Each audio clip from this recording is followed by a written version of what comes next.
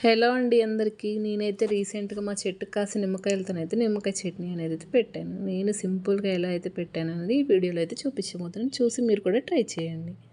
నిమ్మకాయలు ఇలా సగం సగం చెక్కలుగా కట్ చేసుకొని, ఇలా ఒక కాయని 4 ముక్కలుగా ఇలా కట్ చేసుకొని మొత్తం ఒక గిన్నెలో పెట్టుకొని పక్కన పెట్టుకోవాలి. ఇంకొన్ని కాయలతోని దాంట్లో వచ్చే రసం మొత్తం నిమ్మరసం పిండుకొని, మళ్ళీ అదే బేషన్లో ఇట్లా వేసుకొని పసుపు, ఉప్పు కలిపి మంచిగా కలుపుకొని మొత్తం ఒక డబ్బాలో అయితే పెట్టి స్టోర్ చేసుకోవాలి.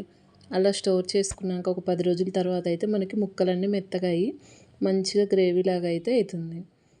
చట్నీ అయితే మనకి తయారవుతుంది. ముక్కలన్నీ మెత్తపడిపోతాయి. అప్పుడు మనం కొంచెం తీసుకొని విడిగా దాంట్లో కారం కలుపుకొని తాలింపు పెట్టుకుంటే చూడండి ఎంత టేస్టీగా అయితే చాలా బాగుంటుంది. పైత్యం కూడా ఉండదు. హెల్త్ పరంగా కూడా నిమ్మకాయ చాలా మంచిది.